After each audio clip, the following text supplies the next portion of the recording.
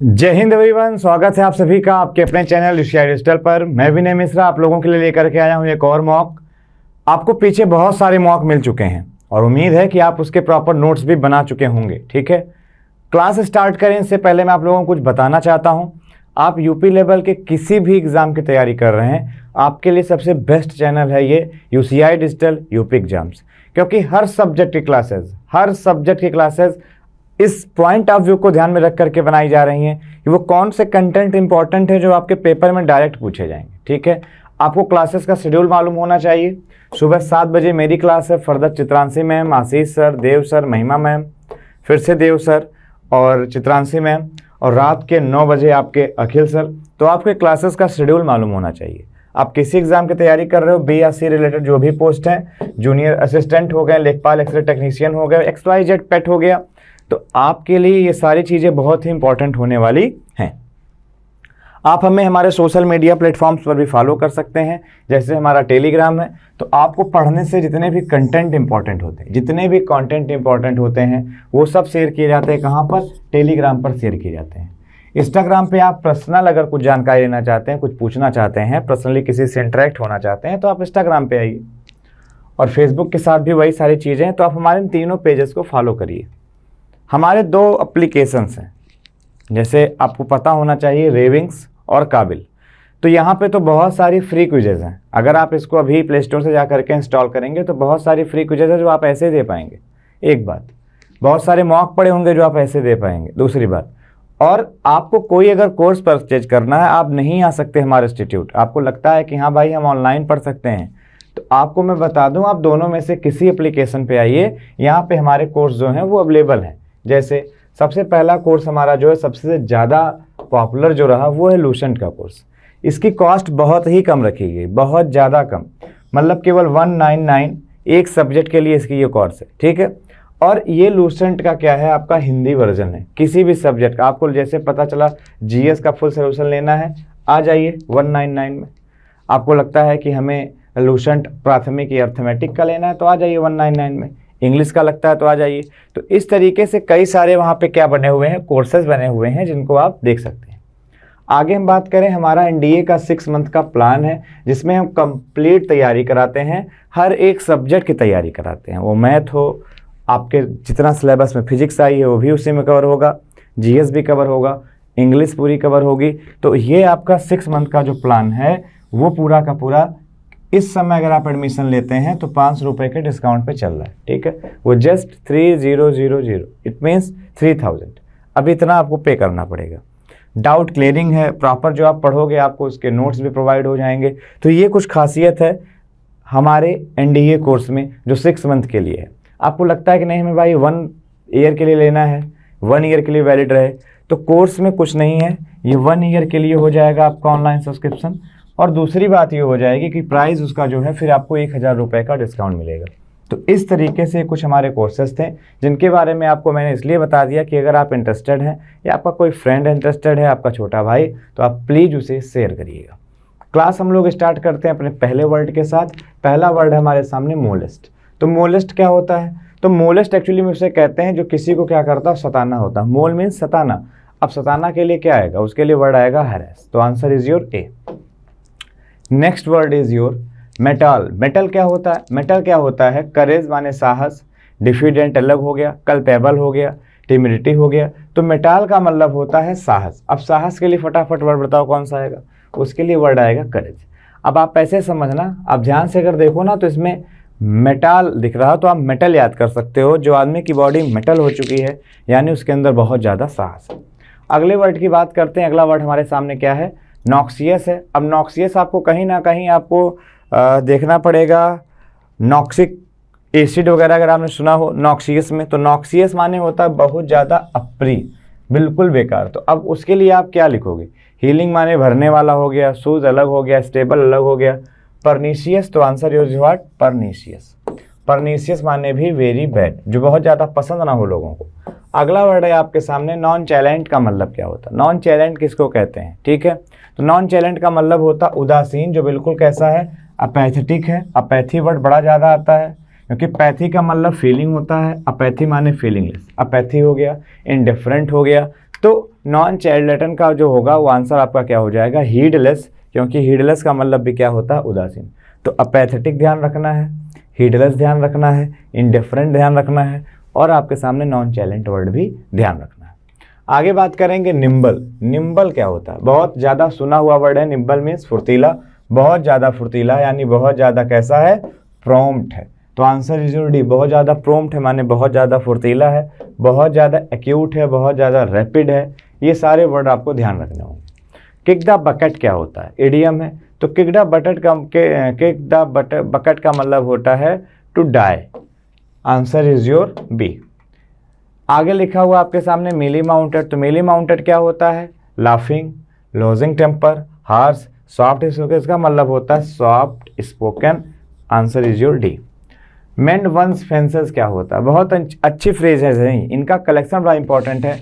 मेंड one's fences का मतलब क्या होता है, इसका मतलब होता है to make peace. Answer is your B. इनको फटाफट से बस आपको प्रैक्टिस में लेना है, एक बार नोट कर लेना है, और चारों ऑप्शन नहीं लिखा करिए। आपने लिखा ना मेंड वंस फेंस, तो इसका मतलब सीधे लिखिए टू मेक पीस। अब इसका यूज करके कोई एक सेंटेंस बनाइए। नहीं बना सकते हैं तो किसी ऑनलाइन पोर्टल की हेल्प लीजिए, सेंटेंस बनाइए। नहीं बना सकते तो कमेंट करके पूछिए, हम बताएंगे आपको। अब यहाँ मैं बहुत डिटेल इसलिए नहीं कर रहा हूँ क्योंकि मेरे पास टाइम 15 से 20 मिनट का है, उसमें मैं आपको बहुत कुछ सिखाना चाहता हूँ। मेक अमेंड्स का मतलब क्या होता है, अमेंड आपको मालूम है परिवर्तन किए जाते हैं जब कभी भी आपके कॉन्स्टिट्यूशन में, तो उसके लिए अमेंड आता है। तो इसका मतलब क्या होता है, टू गिव कंपेंसेशन। ठीक है, हर्जाना भुगतना। ठीक है, हर्जाना भुगतना इन द सेंस कि किसी ने कुछ तोड़ दिया, अब आप उसकी भरपाई कर रहे हो।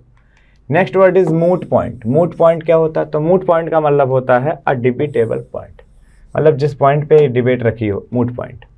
कैनाल क्या होता है, इसका मतलब होता है shelter for element, hen, dog, ion. हर किसी को मालूम होगा डॉग के लिए क्या आता है, कैनाल आता है वर्ड। आपने अगर कई सारे शो आते हैं कार्टून के, वहाँ अगर देखा हो तो लिखा भी कभी कभी मिल जाता है। Next word is mint. What is mint, mint क्या है, a place where beverages are made, display things, garments are made, money is coined. Simple है, मिंट का मतलब होता है वेयर मनी इज कॉइंड। टकसाल, आपको मालूम होगा सिक्कों पे एक अलग ही छाप छोड़ी जाती थी। अगर आपने सुना हो कभी कुतुबुद्दीन ऐबक के बारे में, तो उन्होंने कहा था कि भाई हम सिक्कों पे टकसाल, मतलब सिक्कों पे हम अपना नाम नहीं छपवाएंगे। और कई बार ऐसा होता है कि कोई राजकीय निशान होता है वो सिक्कों पे छाप दी जाती है, उसको कहते हैं टकसाल, mint. Next word is your menagerie. Menagerie क्या होता है, animal are treated, animal and bird. तो आंसर क्या हो आपका हो जाएगा, आंसर हो जाएगा आपका बी, जिसका मतलब हो जाता है a place for wild animal and birds. ठीक है, नेक्स्ट वर्ड की बात करते हैं। नेक्स्ट वर्ड क्या आपके सामने, मोनेस्टरी। मोनेस्टरी क्या होता है, a place where monks and priest do not like to go, या प्रोहिबिटेड, या डू मीटिंग। तो क्या होता है, तो आपको कुछ नहीं ध्यान रखना है, वो एक्चुअली होता है रेसिडेंस, जहाँ पे मॉन्क या प्रीस्ट, मतलब साधु सन्यासी हो गए, ये जिस जगह पे रहते हैं उसको कहते हैं मठ, रेसिडेंस। ठीक है, तो ऐसा नहीं कि उनको वहाँ जाना अच्छा नहीं लगता, उन्हें मना किया गया है, वहाँ मीटिंग लेते हैं, कुछ नहीं, तीनों मतलब गलत है। का रेसिडेंस जहाँ वो रहते हैं वो कहलाता है। अगला आपके सामने ऑर्चर्ड, आपको मालूम होगा आम का बगीचा या किसी चीज़ का बगीचा, तो आंसर इज योर बी। देखो वाइल्ड ट्रीज नहीं करेंगे, अब पता चला सब कांटे लगा दिए हैं, एक तरफ बबूल का पेड़, एक तरफ और कांटे का पेड़, और कह दो हमारा बगीचा है, दैट इज़ नॉट बगीचा। विद फ्रूट ट्री, जो ट्रीज फूल, मतलब जो पौधे फूल देते हैं उसको बगीचा कहते हैं। She asked is the secretary coming to the meeting, ये आपके सामने नरेशन, आप कुछ मत करो, सी आस्क्ड रहने दो, इफ रहने दो। अब ध्यान से रखना, जैसे ही आप देखोगे ना दैट लगा रहे हो, पहले चीज़ तो इंट्रोगेटिव है, दैट लगेगा नहीं। अच्छा इफ लगेगा तो फिर दैट क्यों लगाया, अब लगेगा तो हमेशा इफ, हमने इफ लगा दिया, द सेक्रेटरी किया, द सेक्रेटरी किया। अब अगर ये पास्ट में है तो फिर ये वाज होगा, इस तो होगा नहीं, तो आंसर इज योर डी। तो आंसर अपने आप क्या हो जाएगा आपका, डी हो जाएगा। द कन्विक्ट सेड, तो अब जो भी किया, let me speak freely please. अब प्लीज़ देखते ही आपके दिमाग में आ जाएगा कि रिक्वेस्ट की बात हो रही है, तो पहले चीज़ तो सजेस्टेड हटा दो, रिक्वेस्ट रिक्वेस्ट रिक्वेस्ट किया, that that that that that that. अब जब कभी लेट आता है ना तो may be might be allowed भी करते हैं, तो answer is your D, not C. अगर ये माइट वाला ऑप्शन ना होता तब हम ये करते, जब माइट बी अलाउड टू लिख दिया है तो आपका आंसर यही सही होगा जो मैंने यहाँ पे बताया है, answer is your D, not C. Next question is, Nisha told Monika what a beautiful dress you are wearing. आपको कुछ नहीं करना है, उसने क्या किया, टोल्ड तो नहीं किया, खैर वाट जब कभी भी आता है एक्सक्लामेटरी में, हाउ कभी आता है एक्सक्लामेटरी में, दो शब्द लिख लीजिए वाट या हाउ। तो इसको अकॉर्डिंग टू नीड हम ग्रेट में या वेरी में बदलते हैं। अकॉर्डिंग टू नीड, कैसी हमारी नीड है उसके अकॉर्डिंग, ठीक है। अच्छा ध्यान से देखेंगे तो ये हर जगह है, लेकिन यहाँ तो वेरी वगैरह है नहीं, गलत हो गया। अच्छा दूसरी बात अगर देखें ये पास्ट में है तो पास्ट में होगा, गलत हो गया। पास्ट में है, पास्ट में होगा, गलत हो गया। तो answer is very clear, answer is a call the witness at the magistrate. तो कुछ नहीं करना, प्रीवियस ईयर क्वेश्चन है एसएससी सीजीएल का, अपना देखो लेना वहाँ पर।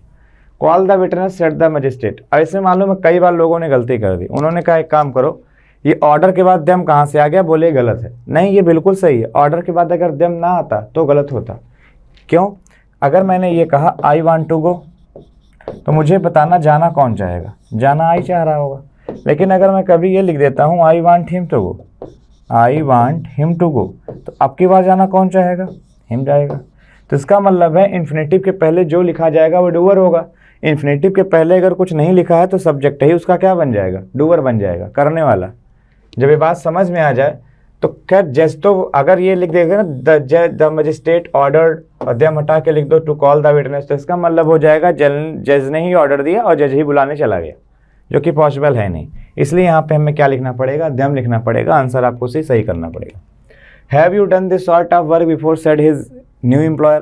तो आज डाज डार्ड हिम कर दिया, वेदर वेदर वेदर कर दिया। अब ध्यान से देखोगे तो दोनों गलत हो गए, क्योंकि बात हमें पास्ट की करनी है, ठीक है। अब हैड डन, अब दिस होता नहीं, हमेशा दैट हो जाता है। छोटी छोटी बातें अगर ध्यान रखोगे तो अपने आप क्वेश्चन कर ले जाओगे। Who can count the star in the sky. तो कुछ नहीं करना, बाई हुम जब है तो हमने कर ही दिया। हालांकि जो काउंट के अकॉर्डिंग बाई आता तो बाई लगा दिया, नो होता तो यहाँ टू हुम हो रहा होता, ठीक है। सेटिस्फाइड होता तो यहाँ विद हुम हो रहा होता, इंटरेस्टेड होता तो यहाँ इन हुम हो रहा होता। जो वर्ब के अकॉर्डिंग प्रीपोजिशन होगा वहीं आएगा। अब एक चीज़ मालूम होगा, by home can can can. अब कैन है तो कुट तो करो मत, नरेशन तो बना रहे हो कि कैन का कुट कर दोगे, तो वॉइस है can can can the start in the sky be counted. तो आंसर इज योर ए, क्योंकि बी कहाँ जाएगा, स्टार्स के बाद जाएगा, पहले नहीं आएगा। He was disgusted with the flattery of his. अब देखो ध्यान से देखोगे ना तो वाज डिस्कस्टेड है, इसका मतलब ये बन ही चुका है पैसिव। अब ले आना इसको एक्टिव में, तो कुछ नहीं, देखो आप ध्यान से देखो ना, the flattery of his assistant, ये पूरा एक साथ जाएगा। तो the flattery of his assistant disgusted him, answer is your A. क्योंकि भाई डिस्कस्टेड के साथ बाई नहीं आता, उसके साथ क्या आता है, हमेशा विद आता है। तो हमने इसको पहले लाना है, answer is your A. Next is the packet will be delivered. अब विल बी डिलीवर्ड है तो विल डिलीवर होगा कहीं ना कहीं, वहाँ पे आप वुड तो कर नहीं पाओगे, डिलीवर्स तो कर नहीं पाओगे, इस तो कर नहीं पाओगे, विल डिलीवर ही करोगे। तो आंसर इज योर बी। क्योंकि ध्यान रखना टेंस और सेंस कभी नहीं बदलता। I do not know his whereabouts, तो अब कुछ नहीं करना, वेयर अबाउट्स का मतलब बेसिकली ठिकाना होता है, इससे कभी ये सटाना मत, यस लगा के इस्तेमाल किया जाता है। वेयर अबाउट्स है, क्रॉस रोड्स माने चौराहा है, लुकर्स ऑन है माने दर्शक हो गया, ठीक है। तो ये छोटे छोटे वर्ड्स हैं। तो हिज वेयर अबाउट्स, अब ध्यान से देखोगे तो ये कहीं ना कहीं नो वन का तो कोई लॉजिक है ही नहीं। अच्छा पर्सनल की बात हो रही तो हेड का भी कोई लॉजिक नहीं है। अच्छा वेयर अबाउट्स है तो उसके अकॉर्डिंग आ रहेगा, यही जाएगा, कॉमन सी बात है, उसके अकॉर्डिंग आ रहेगा। तो his whereabouts are not known to me. आगे बात कर लेते हैं, the packet has not been opened by anyone. हालांकि देखा जाए सेंटेंस ही गलत है कि बाई के बाद एनीवन लिखने की नीड होती नहीं है, बट अगर लिखा है तो कोई बात नहीं, यहाँ सीधे आ जाएंगे। एनीवन के साथ नॉट लगाना तो बिल्कुल ही गलत है, अब नो वन के साथ नॉट लगाना भी गलत है। अब बात प्रेजेंट की हो रही तो नो वन है जो ओपनिंग करोगे नहीं, तो आंसर इज योर बी।